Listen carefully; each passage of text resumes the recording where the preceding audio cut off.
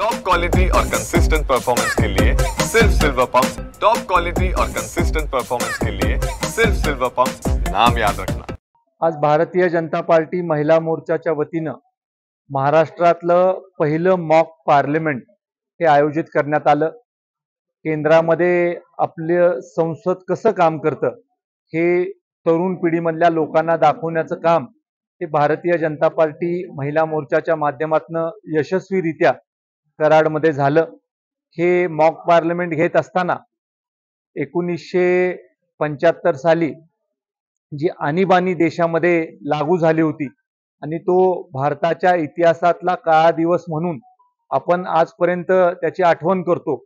अशा आणीबाणीमध्ये काय परिस्थिती उद्भवली आणि त्या परिस्थितीचा उल्लेख घेऊन या मॉक पार्लमेंटमध्ये सत्तारूढ पक्ष विरोधी पक्ष यांच्यामधल्या विविध संभाषणाच्या विषयीची चर्चा ही या मॉक पार्लमेंटच्या माध्यमातून घडवून आणण्याचं काम हे महिला मोर्चाच्या माध्यमातून झालेलं आहे। या अशा चर्चेमधनं नवीन तरुण पिढीला पार्लमेंट कसं चालतं, संसद कसं चालतं आणि कशा पद्धतीचे विचार ठेवल्या जातात आणि त्या विचारामधनं बोध आपण काय घेतला पाहिजे याच्या विषयीचं एक व्यवस्थित चित्र तयार करण्याचं काम हे आज झालेलं आहे। मला खात्री वाटते की याच्यामधून तरुण पिढीला अनेक गोष्टी शिकण्यासारख्या आहेत, राजकीय कार्यकर्त्यांना देखील शिकण्यासारख्या आहेत।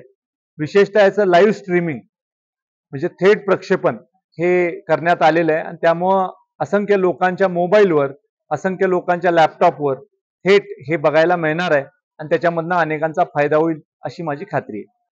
हे वर्ष अतिशय महत्त्वाचं होतं 2024-25।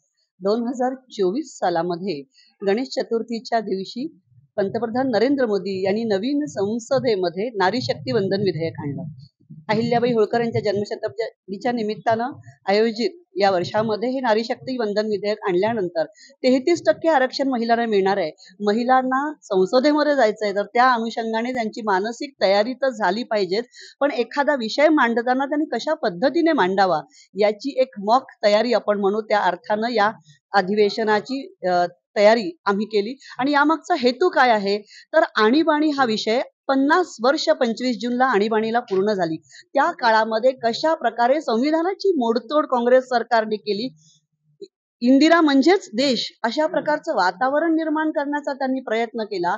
एकंदरीत प्रेस आणि लोकांच्या निजी जीवनामध्ये त्यांनी ज्या प्रकारे हस्तक्षेप केला त्यामुळे आज 50 वर्षांनंतर त्याची समाजामध्ये जागृती व्हावी आणि या काँग्रेस सरकारने जी दडपशाही 50 वर्षापूर्वी केली होती ती आज कुठल्या अर्थाने बोलतात संविधानाची दडपशाही होते। तर समाजामध्ये जागरूकता आणणं, युवा पिढीमध्ये प्रामुख्यानं आत्ताची जी युवा पिढी आहे त्यांना 50 वर्षापूर्वी काय घडलं होतं याची माहिती होणं आणि एक सुजलाम सुफलाम महाराष्ट्र देश निर्माण करत असताना प्रत्येकाच्या मनाची मशागत होणं हे जितकं गरजेचं आहे तितकीच विचारांची मशागत होणं आणि त्या अर्थानं हा संपूर्ण काळ समाजासमोर आणत असताना महिला शक्तीचं सुद्धा एक प्रकारे त्यांना प्रोत्साहन देणं, महिलांना तुम्ही संसदेत जाऊ शकता, तुमच्यात ती क्षमता आहे हा आत्मविश्वास निर्माण करण्याच्या हेतू या मॉक पार्लमेंटचं आयोजन महाराष्ट्र प्रदेश महिला मोर्चाने चित्राताई वाघ ज्या महिला मोर्चाच्या अध्यक्ष आहेत त्यांच्या नेतृत्वामध्ये केलं। संपूर्ण देशभर हे मॉक पार्लमेंट होतंय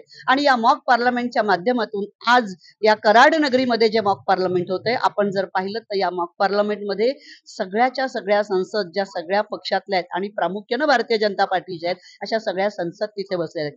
प्रत्येकाला दिलेला पोर्टफोलिओ, त्या पोर्टफोलिओ प्रमाणे त्या पोर्टफोलिओवर शिरत त्यांनी केलेला अभ्यास, त्याचं केलेलं प्रेझेंटेशन आणि त्यामुळे एकंदरीत महिलांमध्ये निर्माण होणारा विश्वास हा अतिशय महत्वाचा, समाजामध्ये जागृती होणं आणि महिलांना समानतेची वागणूक देण्यासाठी एक सकारात्मक वातावरण तयार करण्यासाठी हे आयोजन केलेलं होतं।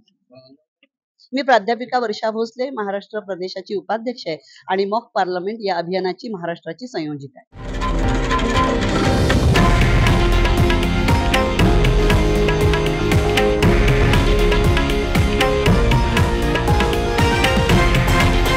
हे आहे देशातील नंबर 1 न्यूज नेटवर्क आणि आपण पाहत आहात TV9 मराठी, एकमेव।